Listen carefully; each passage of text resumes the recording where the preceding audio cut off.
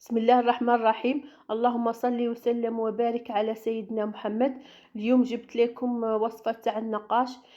كعك النقاش كما وعدتكم، قلت لكم ندير لكم وصفات تقليدية وبنينة في متناول الجميع. درت هنايا رطل فرينة، وزدت له 70 غرام سكر ناعم سكر كلاص، ورشة تاع ملح ورشة تاع خميرة، كما راكم تشوفوا السكر كلاصي.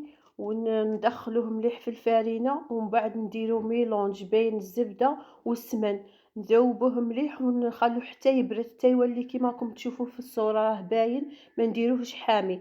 ميلونج بين الزبده والسمن. نعاود لكم، حموهم مليح مع بعض، ومن بعد نعبروا 250 جي بيناتهم 250 بيناتهم هما زوج، وخلوه حتى يبرد، ما نديروهش ساخن، حتى بارد وكريمي.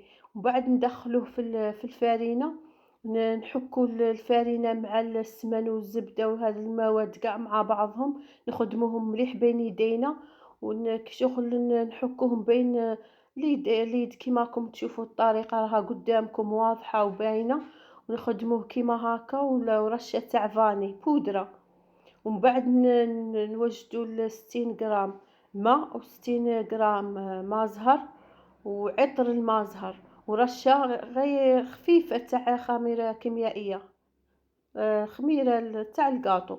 ونخدمو كيما هكا مليح. ومن بعد نبدو نخدمو بصباع اليد.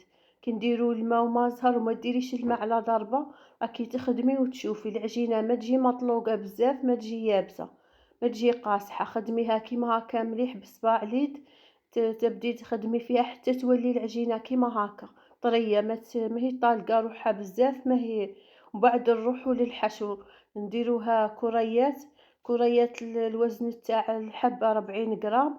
ومن بعد نجيبو تمر الغرس نقوه مليح، ونديروه في غيسيبيون كيما هكا، ونخدموه مليح، ونزيدوه شويه جنجلان، ونبدو نزيدو في الماء وما زهر، ونديرو شويه قرفه نكهوه بيها ونخدموه. ما ديريه سائل بزاف، ما ديريه ناشف بزاف، على حساب ما يتمشى لك في البوش دوي.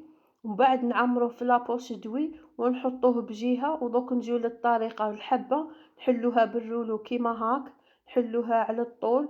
ومن بعد نعاودو ما نرقوها بزاف، ما نغلظوها بزاف، نحلوها كيما هاكا، نطلعو منا ومنا، وما من جهه ما ترقيش جهه وجهه تغلظيها، ديرهم كاع متساويين.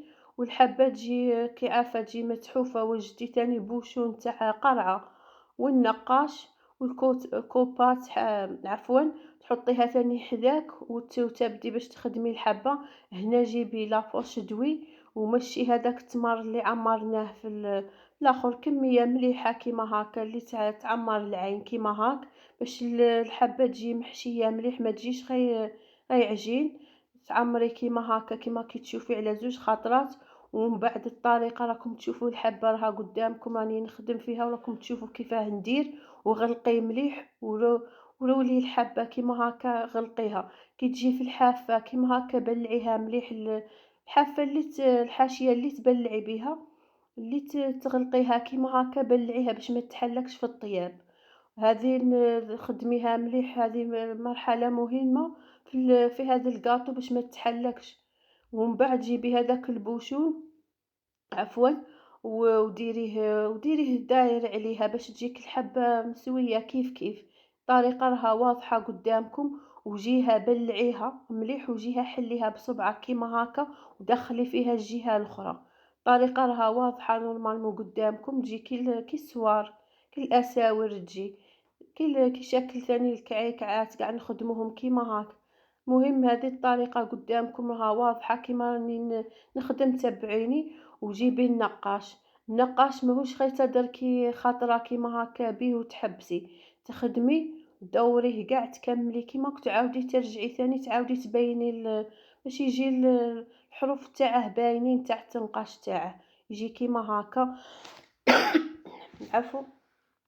خدمي كيما هكا من فوق لتحت، وعاودي رجعي بالنقاش ثاني باش تبان ذيك الرشمه تاع الكعك هذا تاع النقاش، يجي واحد الذوق هشيش، ما بنا بحال ما ما عندي ما نقول، جربي وانتي تعرفي تحكمي لروحك.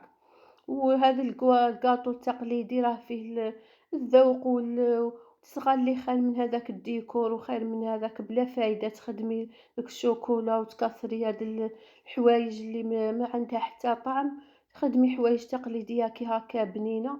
ها هو الشكل تاعه كيما هكا أنا خدمت وعاودت رجعت سرعت شوية في الفيديو باش ما يجيكمش طويل وتكرهوا. وهذا هو الشكل النهائي تاعه. خليه كي تشكلي خليه يقعد بحال ربع سوايع والله حتى ياخذ الشكل، حتى يقعد كيما هكذاك باش ما تروحلكش الرشمة.